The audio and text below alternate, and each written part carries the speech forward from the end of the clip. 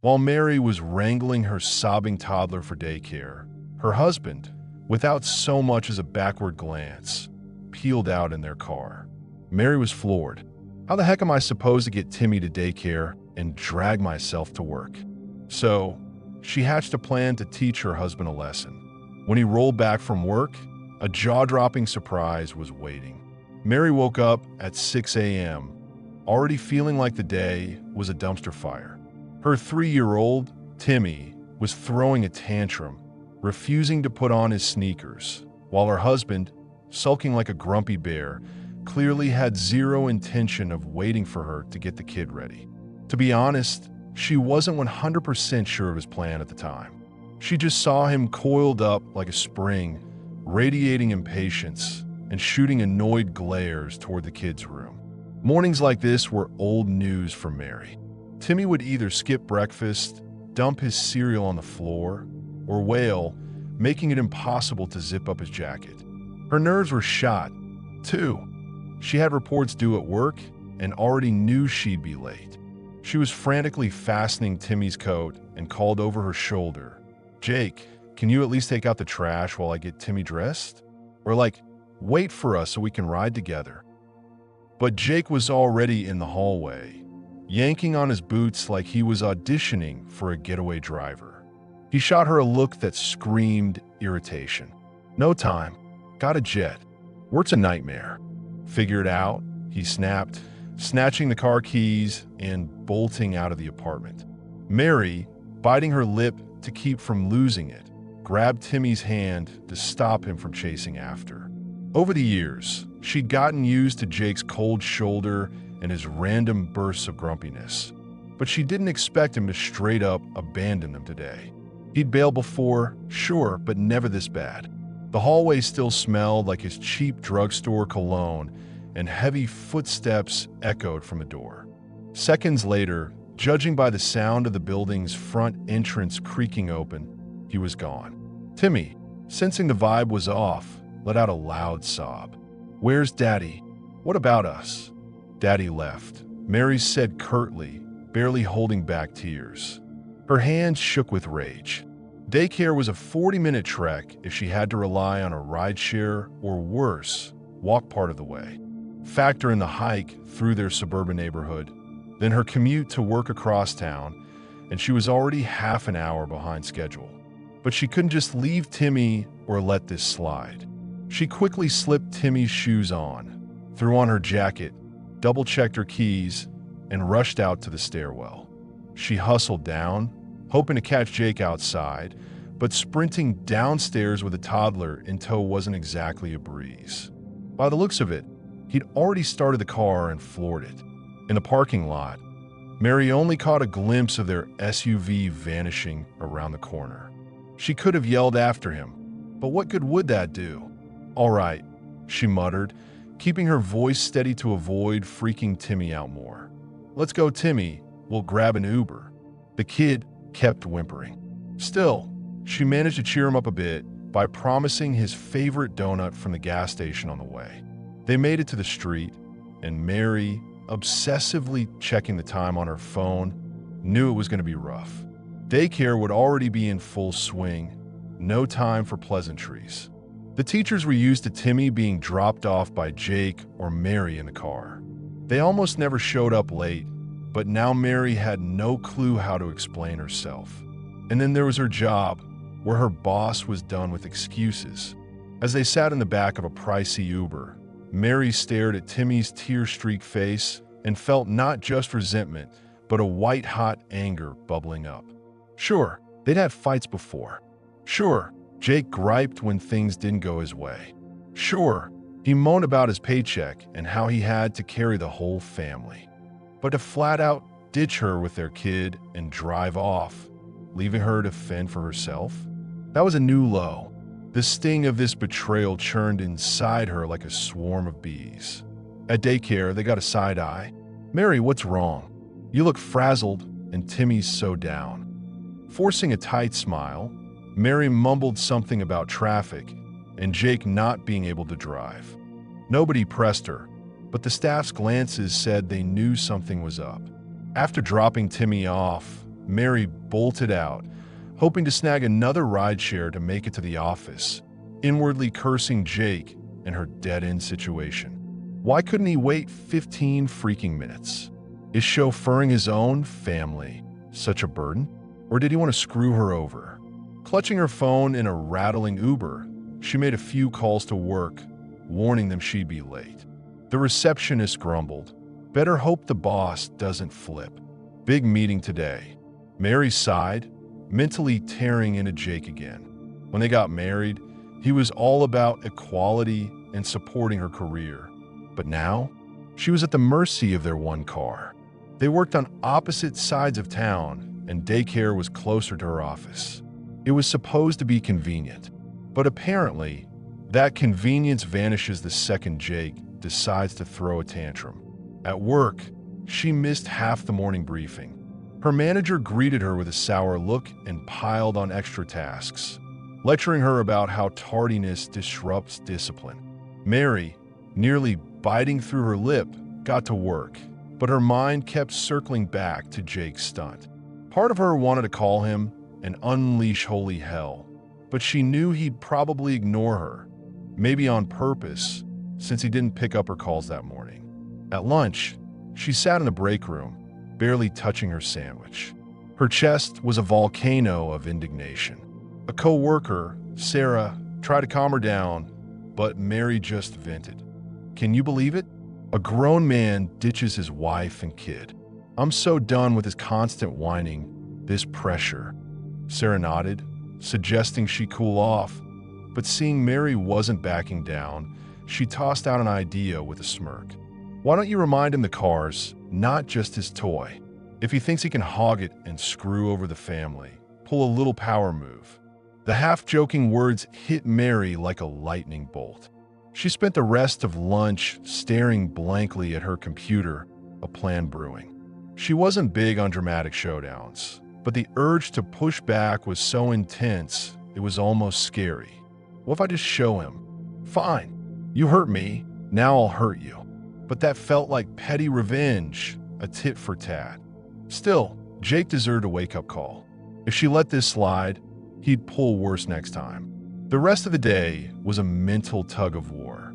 Her brain churned with ideas, from the ridiculous, like slashing the tires or letting the air out, to sneakier moves like hiding the keys so he couldn't start the car. But that all seemed too extreme. Even her anger didn't justify going full psycho. Only toward the end of the workday, when she tried calling Jake again and got no answer, something clicked. That's it. No more ignoring me. I'll make you squirm too. She wasn't totally sure how to pull it off. After work, she went to pick up Timmy from daycare. Her stomach churned with dread. What if Jake was waiting to ambush her at the door, starting a fight, or worse, sitting at home with an icy stare? She needed groceries, but her mood was trash. Timmy had calmed down, but noticed on the way home that Mom seemed mad. Mary said, "I'm not mad, just bummed. Daddy was a bit careless today." The kid scrunched his face, trying to process it. That evening, their apartment was empty. Jake still wasn't back. The car was parked outside, so he'd probably driven home and then ditched it to hang with a buddy, leaving it there to avoid street parking. Mary, torn between rage and doubt, decided, I'm not waiting for him to show up. I'll put Timmy to bed, then crash myself. Let's see how pissed or smug he is. But around 9 p.m., when she stepped out to take out the trash, she noticed the car was gone from the lot. Weird. She could have sworn she saw it from the window. She double-checked. Yup, gone. Must have been the dusk playing tricks. Back in the apartment, her heart was racing. Where is he? Why isn't he calling? She tried his phone again, but he didn't pick up. Timmy, of course, fell asleep restlessly, asking a couple of times, Is Daddy coming? Mary just said, I don't know, probably. And so they hit the sack. At 11:30 p.m., the front door slammed. Through her half-sleep, Mary heard Jake head to the kitchen. She got up, not turning on the light to avoid waking Timmy, and quietly stepped out. The kitchen glowed with a dim bulb. Jake was chugging water from the faucet, not even glancing her way. A grim scowl was etched on his face. "Where were you?" she asked softly. He shrugged. "Out with people. Work stuff. And you couldn't tell me? Not my job to report to you. Go sleep if you want. I'll crash soon too." Her blood boiled. "Not my job." Of course, he thinks because he's the breadwinner, he can act like a jerk. But Mary held off on starting a fight. She stayed quiet, went back to bed, and slept fitfully, waking at every creak. Her thoughts spiraled. We stopped being close ages ago. Too much left unsaid, and expecting him to get it is pointless. When the alarm blared in the morning, Jake was already dressed and in the hallway. Timmy was crying in his room, like he sensed a repeat of yesterday's drama. Mary jumped up, grabbed the kid, and started dressing him fast, hoping Jake might wait. But nope. He checked his watch and said, "I'm in a rush, can't hang around." And without waiting for a reply, he walked out. "Oh, you gotta be kidding me." Mary hissed, fueled by yesterday's grudge. She'd sworn the night before she wouldn't forgive a second stunt like this. Yet here he was, doubling down without a shred of guilt. She had to drag a sobbing Timmy to the corner to wait for an Uber, pay through the nose for a ride, and show up 20 minutes late. On top of that, the daycare teacher mentioned Timmy needed a costume for a play today. Everything was piling up. Mary nearly broke down right there, but somehow made it to the office and slogged through work talk. In the process, a plan finally crystallized. If he thinks he can ghost me whenever, I'll show some spine too. Let him feel what it's like to be stranded without the car, like I am every morning. All day, she feverishly worked out the details. The gist was to leave Jake without his precious SUV. Not forever, just a day or two, so he'd get it. But it had to look legit. Could she hide the car and make it seem stolen? Or swipe the keys and crash at a friend's so he couldn't find the spare set? Her heart pounded at the thought of such a scheme, but a burning sense of injustice pushed her forward. That evening, she picked up Timmy via rideshare as usual. Jake was still MIA. When they got home, there was a scribbled note on the table. "Might be late. Work stuff. Don't wait." Same old song. As she rocked Timmy to sleep, Mary's resolve hardened. That's it. I'm making a plan and sticking to it. She remembered they had an old metal garage from her dad, sitting unused in a nearby lot. Nobody parked there anymore. Jake preferred the apartment lot for convenience. But the garage still had some tools inside. It was chilly in winter with rusty walls, but the lock was solid. The key to the gate was somewhere in the hallway. If tomorrow, while Jake was at work, she found the spare car keys, waited for him to get home, and then, when he was asleep, quietly slipped out and drove the SUV to that garage, locking it up tight, he'd wake up, run to the lot, and find the car gone. Let's see how he starts it, or if he'll remember what it's like to be screwed without a ride. Maybe he'd realize how brutal it's been for Mary lately. She got a little spooked. What if he, not finding the car, actually called the cops, and it came out that she did it? On the other hand, she could play dumb, like she had no idea where it went. Maybe it was stolen. Make him sweat, stress out. The only doubt was whether it was too harsh. But recalling yesterday's slap in the face, Mary shoved that doubt aside. Sometimes you gotta push back, or he'll never get it, she told herself, feeling deep down she couldn't take this constant humiliation otherwise. The next day, she got permission to leave work early, saying there was a daycare event, which wasn't a lie. There was something going on. She rushed to the apartment lot late afternoon, where their SUV was parked. Jake wasn't home, but the car was there. She snuck a glance into the stairwell. So, he was off somewhere again. Perfect timing to set things up. First, she checked for the spare keys. Yep, sitting on the bottom shelf of the entryway cabinet, as expected. The garage key was there too, in a jar with loose change. Her heart was racing so hard her palms were sweaty. But then Timmy wandered in, asking what Mommy was looking for. She flashed a smile, just hunting for something for Daddy. "Hey, let's pick up your toys for now."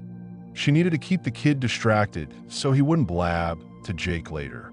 Time dragged on, and Jake didn't show. Mary made dinner, fed Timmy, put him to bed, all while thinking, don't miss the moment when he parks the SUV and heads inside. Around 9 p.m., she peeked out the window. There was their black SUV, so Jake was somewhere in the building. Judging by the sound of footsteps in the hallway, he was back, muttering something, tossing his bag, and heading to the bedroom. Mary, trying to act casual, quietly gathered her gear, gloves in case she needed to avoid smudges, and her phone for light. At 10:30 p.m., Jake came out for water. Mary was in the kitchen, flipping through a magazine, not looking up. He passed by silently, not saying a word, and went back, slamming the door, clearly in full-on ignore mode. That was her cue.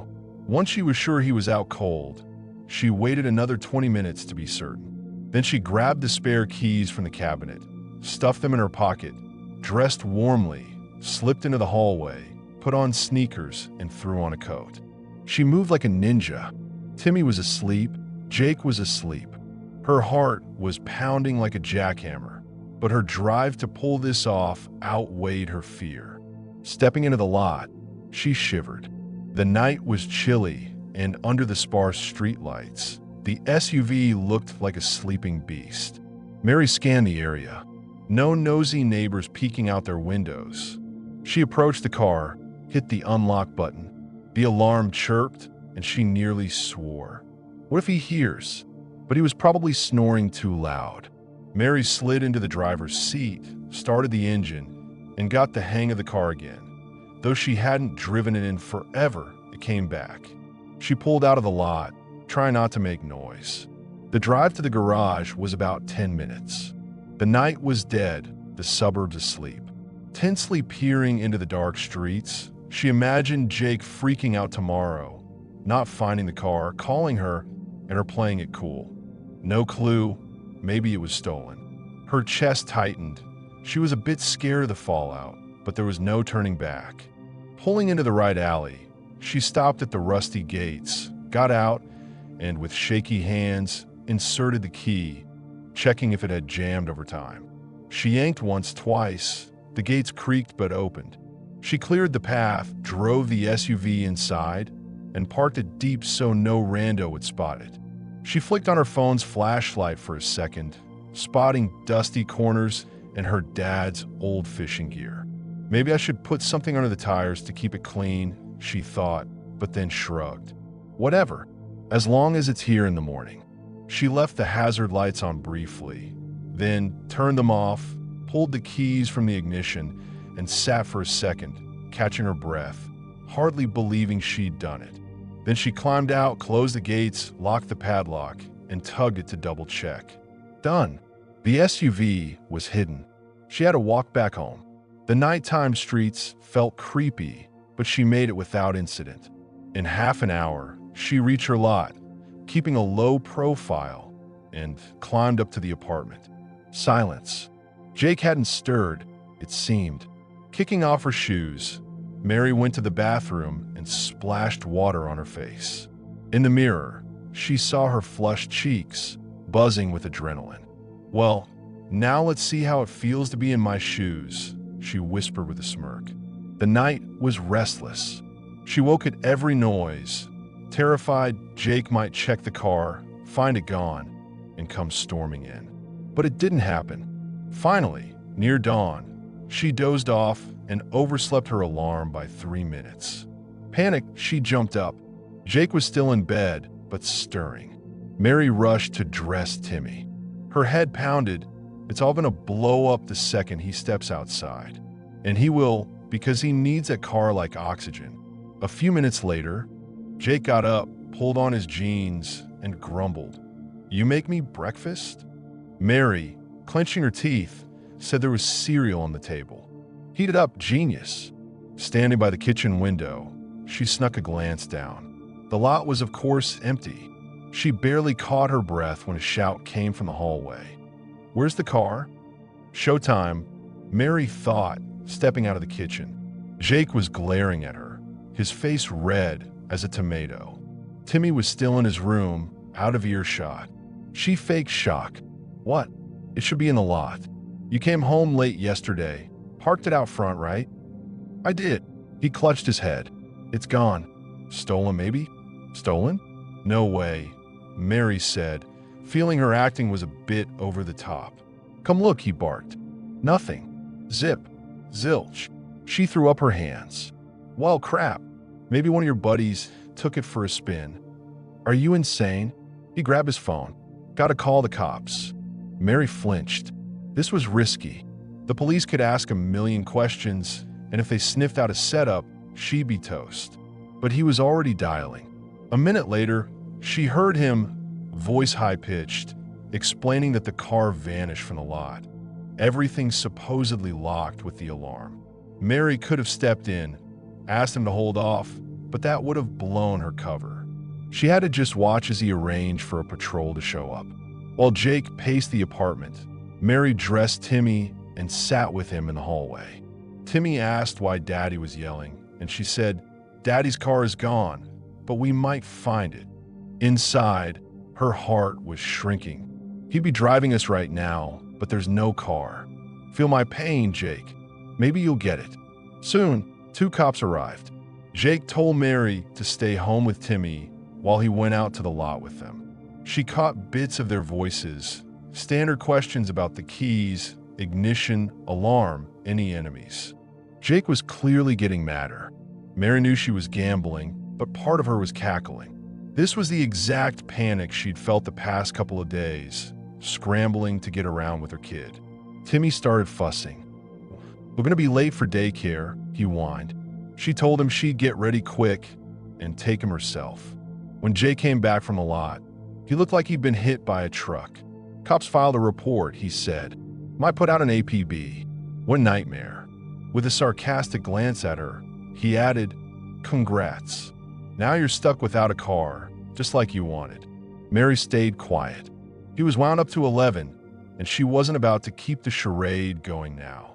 When he realized he still had to get to work, even if it meant a cab, he exploded. Pay for a cab? We bought the damn car to avoid this crap. What is this bull? He scrambled to get dressed and bolted out without looking at Mary. She heard him calling a cab, cursing up a storm.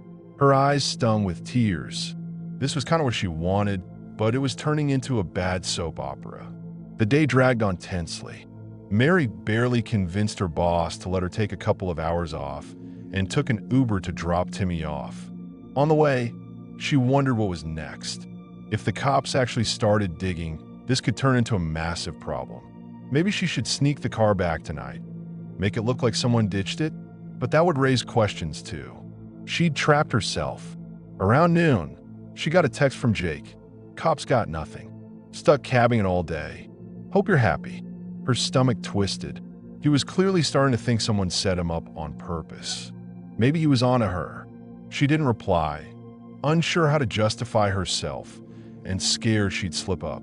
By afternoon, her anxiety spiked. What if he reported the theft to the insurance company and they investigated, found no signs of a break-in, and accused them of fraud?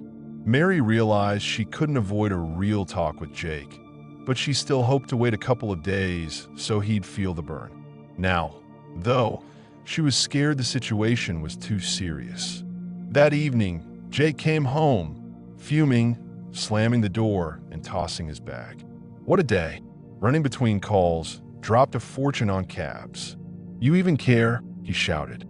Mary steeled herself. I'm really sorry the car got stolen, but there's nothing I can do. Yeah? You don't think someone's out to get me? His voice had a weird edge. Maybe I pissed someone off? She looked away. Jake, I honestly don't know who it could be. Or maybe I see your hand in this, he suddenly hissed, staring her down. Did you decide to screw me over? Mary's heart skipped. Does he know? She hit her panic. That's ridiculous. I'd never do that. Wouldn't you? He eyed her skeptically but didn't push. Maybe he doubted his own suspicions. Fine. Cops are coming tomorrow with more questions. Don't you dare lie. The convo died there. Jake stormed to his room, slamming the door. Timmy, sensing the tension, quietly hugged Mary's legs. She shook her head. What the hell did I get myself into? But then she thought, if I hadn't, he'd never get how much he hurt us. Maybe this would lead somewhere. She felt shattered all night, and in the morning, she got a text from a coworker saying the boss wanted her at a meeting and not to be late. She had to pull herself together, book another Uber, and drop off Timmy. Jake, as expected, was still raging, calling a cab, swearing. "When are the cops gonna find my damn car?" he added. "This is just piling on debt. What if they never find it?" It was hard for Mary to watch him lose it, but she stubbornly kept quiet, thinking, let him suffer a bit before I cave. She was also curious. Had the cops checked the garage? Unlikely anyone would guess. Or were they already sniffing around? She wanted to quietly return the car, but was terrified Jake might catch her red-handed. That afternoon, she heard a wild rumor that Jake had spotted their SUV way out in the boonies. Her heart stopped. Did it all unravel? But no, it was just her imagination running wild. In reality, no news. That evening, when she got home with Timmy, Jake was in the apartment, on the phone with a buddy, tossing out, "Yeah, maybe my wife set it up, but I got no proof. Gotta wait for the cops' report." Mary, pale, slipped into the room, pretending not to hear. After putting Timmy to bed, she stepped onto the balcony to breathe. From the third floor, she stared at the dark lot, a storm raging inside. What kind of person am I? Making my husband suffer, dragging the cops into it. They're wasting time. But then the pain of those morning betrayals flooded back. The bitterness. Maybe now he'll see he can't be such a jerk. With those thoughts, Mary spent the evening. The next morning, a surprise call came from an unknown number, a woman's voice. She introduced herself as a police detective, saying she wanted to ask Mary a few follow-up questions. Could Mary recall seeing any shady characters near the car that evening?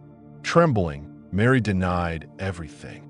The voice asked her to come to the station in a couple of days to sign a report.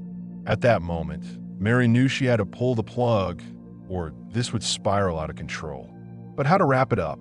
By lunch, she figured she needed to make it look like the car was found nearby, explaining that the thieves ditched it out of fear. Sure, there'd be questions, but at least she wouldn't have to keep lying. Jake, at least, would stop freaking out about losses. But how to pull it off? The SUV was in the garage. She'd have to sneak out at night, drive it to a nearby neighborhood's lot, and call Jake anonymously. "Your car's here." It was all fine in theory, but she was terrified of getting caught, or that Jake would be right there at the wrong moment. Still, she saw no other way. She spent the day at work feeling like a double agent. Her head spun with thoughts that Jake might be on the verge of a meltdown, ready to blame her for everything. Fine, she decided. Tonight I'll end it. The car will turn up in the morning, and this saga's done. But fate had other plans. Around 5 p.m., Jake called herself for the first time in ages, his voice loud and hyped. "Mary, get this. They spotted a car like ours on the edge of town. Plates kind of match. I'm heading there. Maybe it's mine." Her heart clenched. What if he randomly finds it and realizes it's not that? She replied, "Whoa, let me know if it's the one." An hour later, he called back, pissed, saying it was a totally different model, just black. And the plates only matched the first digit. He got even madder. "Damn it, I am wiped. Someone's definitely messing with me." Mary sighed. "Hang in there a bit longer, then you'll see what's up." She wanted to confess, but couldn't bring herself to. When she got home that evening, he wasn't there yet. She put Timmy to bed, threw together a quick dinner, barely touching her food. Her nerves were frying her. She saw from the window as Jake pulled up in a cab. He opened the apartment door, utterly drained, sat on a chair, and buried his face in his hands. She approached and asked quietly, "Any news?" He shook his head slowly. "Nothing. Cops just keep saying they'll look. I don't know how we're gonna live, paying off a loan for a car that's gone. We're already broke." Mary froze. A tidal wave of guilt crashed over her. She'd orchestrated it all, but then she pictured her crying kid in yesterday's ordeal, scrambling for ride shares. "Be real, Jake. I was struggling too when you bailed," she wanted to say but held back. Then Jake looked up at her. "Listen, Mary, you were mad at me for taking off in the morning, right? Tell me, please, straight up, did you hide the car somewhere?" His tone was almost begging. Mary felt her face flush, but she stayed silent. He nodded slowly. "Got it. So you're not talking? Fine. I'll hope the truth comes out. If you did this, no, I'll never forgive you." Mary clenched her fists under the table. Here it is. Dead end. She didn't even know what she wanted anymore. What was the point of keeping this up if he was threatening never forgive? And how do you live in a marriage where distrust is maxed out? But she had to see it through. She resolved to get the car from the garage that night and leave it in a lot, calling Jake so it'd be found. Around 11 p.m., he went to bed, and she waited until everything quieted down, went to the bathroom, changed into something practical, and double-checked she had the spare keys and the garage key. Everything was set. She slipped into the hallway, her heart gripped by fear and stubborn grit. The street was deserted. She reached the garage, unlocked it on autopilot, and caught a faint whiff of dampness. The SUV sat there like yesterday under rusty beams. Mary stood in front of the hood, staring at her target, feeling a weird mix of triumph and dread. "Well, buddy, now you're heading somewhere else so your owner can find you, and I'll act like you tracked down a thief." She got in, tried to start it, but the engine didn't catch right away. Her heart sank. What if I messed it up? But on the second try, it roared to life. She pulled out of the garage, locked the gates behind her, and drove slowly to the spot she'd picked, a deserted lot behind a strip mall. It was usually empty at night, and in the morning, a cop or some passerby might spot the car. The drive took about 15 minutes. Mary's knees were shaking. She stopped at traffic lights 5 times, terrified a police cruiser might roll up and recognize the car on the wanted list. But it went smoothly. Finally, she parked it in a dark corner by a rickety fence, put it in park, turned off the headlights, and grabbed her phone. She was about to call Jay from a burner SIM card she'd bought and stashed, saying something like, "Your car's here, come get it," then ditch the SIM. But she stopped herself. Maybe morning's better, or he'll rush out in the middle of the night. After thinking it over, she decided to head home and figure it out on the way.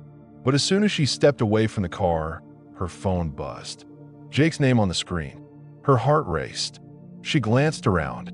It was dark, but she answered. "Hey, Mary, sorry, I've been thinking," he said. "The cops said someone might have moved the car to another part of town. Where are you right now?" "I stepped out for a walk," she lied. "At this hour? Don't mess around, come back." I wanted to apologize. I've been a total selfish jackass." Her legs nearly gave out. She whispered, "Jake, where's this coming from? I realized I screwed up big time. And these thoughts that you might have set me up, I hope you didn't stoop to that. But I still felt how unfair I've been to you," he said quietly, like he'd had an epiphany. "This morning, I remembered how I ditched you guys. I am sorry." Mary closed her eyes. If he'd said this earlier, she wouldn't be standing in a sketchy lot, unsure whether to laugh or cry. "Okay, I'll be back soon," she whispered and hung up. Now everything felt 10 times worse. Jake seemed genuinely sorry, and here she was, still deceiving him. But what's done is done. The car was there. Maybe she should just tell him now? Come get it. She dialed his number, but then pictured him realizing she'd done it on purpose for revenge and hating her again. In the end, she said, "I'll be home soon, okay," and cut the call. Suddenly, headlights flashed behind her. Another car was coming down the alley. Mary darted behind a corner so they wouldn't see her. The car passed, lighting up the abandoned SUV. Her heart pounded. What if it's the cops? But it was just a random sedan. She waited until the lights faded and hurried home. She got back at 1:30 a.m. Jake, it seemed, hadn't slept. He came out to meet her, tension in his eyes. "What's with the walks?" "I needed some air," she forced out. Her head was throbbing. "And where were you?" "Just around in the lots." He shook his head, didn't press, and helped her take off her jacket with unexpected care, then said, "I'll figure out a way to get Timmy to daycare tomorrow morning. Maybe borrow a neighbor's car? Enough putting you through hell. I get now what it's like to be screwed by circumstances." That line hit her harder than any of his past jabs. If he'd said this 2 days ago, there'd be no fake theft nonsense. She didn't know whether to be glad he seemed to see the light or to drown in guilt. She muttered, "All right, sounds good," and went to her room. She lay down and couldn't sleep for ages, mulling over how to untangle this mess tomorrow. Maybe wake up early, bring the car back to the lot, and quietly slip the keys in? He'd think the thieves returned it. But the cops would check again, looking for traces. In the morning, she woke before everyone else and jumped to the window. No car in the lot, obviously. Jake was still asleep. Timmy was breathing peacefully in his crib. Here's my chance, she thought. I'll run out and bring the car back. But I've got to drive across town first. Ugh, her resolve wavered, but she saw no other path. She quickly washed up, got dressed, and headed to the hallway. At the last second, she heard Jake getting up. "Were you off to this early?" his voice came. Mary nearly dropped the keys. I decided to take a walk." "Headache?" He frowned. "Again." "Yeah," she nodded, slipping out the door, avoiding his gaze. "Back later." She slammed the door, escaping his suspicious look. Outside, it was a gloomy morning with few people around. Mary grabbed a cab and gave the address of the lot behind the strip mall. As she rode, she was shaking inside. What if someone actually stole the car overnight? Or got towed? She could lose her mind with these thoughts, but when she got there, she sighed in relief. There it was just as she'd left it, lightly dusted with dirt. The cabbie left, and she ran a check. Everything was in place. She started the engine, eased out of the alley, and decided to park it in their apartment lot. Then she'd head upstairs and act surprised. "Oh, look, Jake, our car's there." When he went out, she'd say someone must have dropped it back, though she wasn't sure how he'd react. He might smell a rat right away. So she did it. She looped around the neighborhood a couple of times to avoid running into anyone she knew, then pulled into the lot and parked the SUV in its usual morning spot. She glanced around. Some passers-by were walking with bags, not paying her any attention. Then her phone rang. Jake. Oh no, she thought. He's going to say he's on the balcony and sees everything. But no. She waited a couple of seconds and declined the call. Then she hopped out, locked the car with the fob, and, keys in hand, darted out of the lot. At the next building's entrance, she pulled out the spare set, double-checking she hadn't forgotten anything. The burner SIM was still in her wallet, and she suddenly realized she was losing track of which plan to follow. Whatever, just get home quick, say you stepped out nearby, and nudge him to look out the window himself. She climbed the stairs, breathing heavily, heart racing. She opened the door quietly. Jake wasn't in the bedroom, but in the kitchen. From the hallway, she heard him clattering with spoons. Timmy was running around the rooms. Mary stuffed the keys in her jacket pocket and took a deep breath. She walked into the kitchen. "Hey," she said, trying to sound chill. "How you doing?" He raised his eyebrows half-heartedly. "Was looking for you, called, but you didn't pick up." "Sorry. Phone was in my bag on silent," she lied. He smirked crookedly. "I was checking email. Thought maybe something came from the cops." "All right, I'm going to step out to the balcony, check the scene in the lot." Mary's stomach flipped. "It's all coming out now." She sat on a chair, pretending to scroll her phone, but really counting the seconds. A minute later, an explosion of emotion came from the hallway. "Mary, get over here," Jake yelled. Timmy even jumped. Mary rushed to the balcony, acting shocked. "What's up?" He pointed down. It's our car right there by the building. My car's back. She feigned disbelief. What? How? His eyes were wide. Look, it's ours. Our plates. Sitting there like nothing happened. God, how? He grabbed his phone. Gotta call the cops. Let them check it out. Mary nodded, trying to hide her inner trembling. Fine, let the cops come. See, it's all intact, alarm 2. Maybe they'll think the thieves got spooked and dropped it off. And that's how it went. Half an hour later, a patrol showed up, inspected the car, and found no signs of a break-in. Jake complained, baffled. No idea how they started it. The cops shrugged. Some pros out there probably used a key fob hack, they said, adding that the case could be closed if the owner had no complaints. Yeah, I'm just glad it's back, Jake exclaimed. Didn't want to pay off a loan for nothing, but this is all so weird. The police left, asking to be notified if any new details came up. Mary saw Jake was in shock, but also relieved. He seemed to have stopped seriously suspecting her. Turning to her, he said, "Well, looks like this whole mess is over. Car's fine, thank God. Maybe now we can breathe easy." She swallowed a lump in her throat, suddenly wanted to throw her arms around him and say, "Yeah, sorry, I set it all up." But fear held her back. She thought he'd lose it if he knew the truth. Or maybe he already half-guessed, but chose not to escalate. Timmy, noticing the tension ease, asked his dad to take him for a ride to daycare. Jake smiled. "All right, but just a quick one." They all went down to the lot together. Mary sat in the back seat, watching Jake try to start the engine, her throat tightening with guilt. But the engine fired up, and he checked everything was in order. They drove to daycare, and for the first time in a while, it wasn't with cold hostility. Instead, Jake glanced at her in a mirror a couple of times, like he wanted to ask something but held back. The whole day felt like a fever dream for Mary. On one hand, she was glad the car was found and things hadn't totally spun out of control. On the other, guilt and fear toward her. Did I wreck things with Jake even more, and it just hasn't surfaced yet? That evening, when she got home from work, the apartment was unusually quiet and calm. Jake was acting like he was busy in the kitchen, making dinner for Timmy. Mary sat to help, but he said, "Don't worry, I got it. Gotta make up for something." Yeah, she knew he meant those times he ditched her in the morning. Timmy, sensing the shift, was cheerful, like his parents had finally stopped fighting.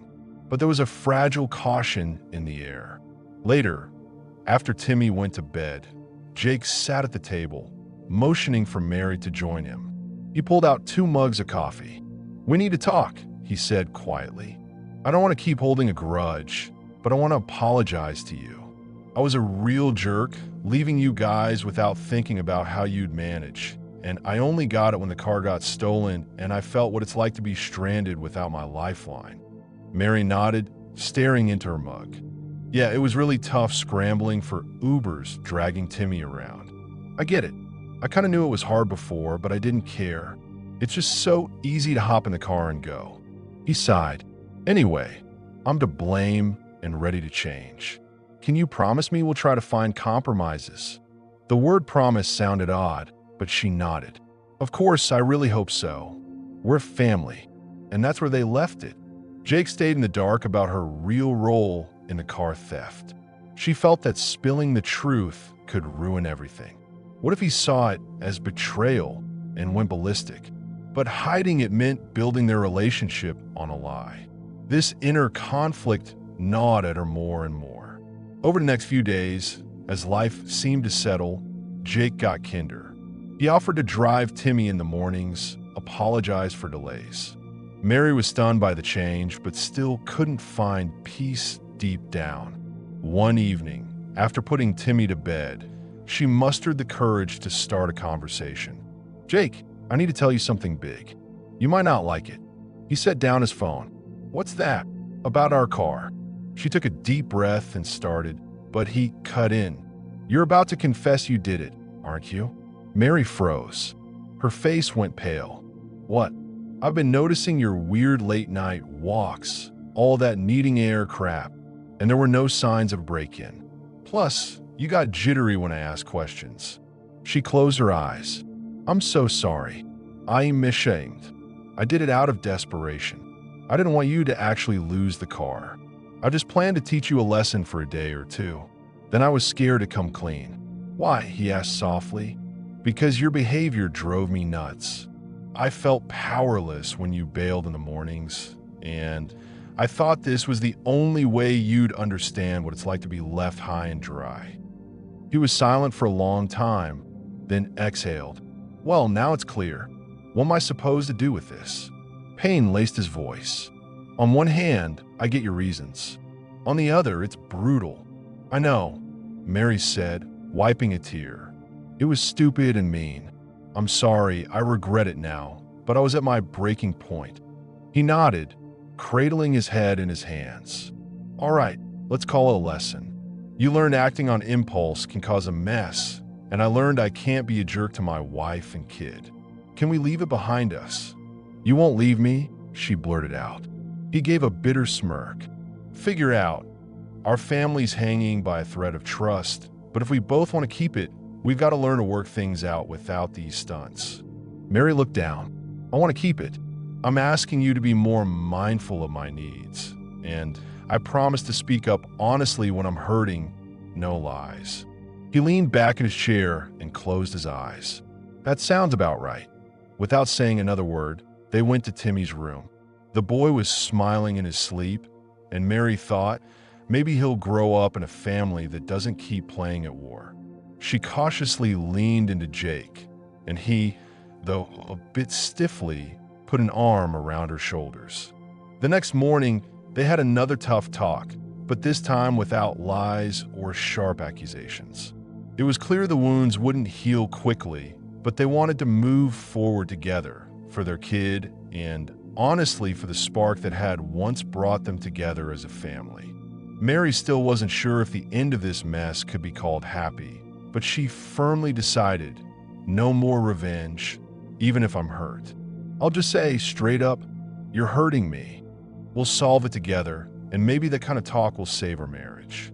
Or if not, at least she wouldn't have to hide bitter truths behind the curtain of ridiculous car thefts. That evening, they all went to Target to pick out a new backpack for Timmy, and Jake asked Mary to help him choose a couple of work shirts. It seemed he was trying to smooth things over, asking her opinion, cracking jokes with the kid. Though the tension hadn't fully vanished, Mary felt a warm wave of hope. Watching Timmy giggle as his dad scooped him up, she saw a chance for a new chapter. Most of all, she valued that by the end of this drawn-out, bitter saga, they'd reached some kind of truth. Maybe it wasn't too late to build a family where they'd both respect and cherish each other. That same night, as they got ready for bed, she quietly slid closer to Jake, resting her hand on his shoulder. He flinched slightly, but didn't pull away. We'll make it, Mary whispered. Right. He silently squeezed her fingers. That was probably the biggest answer.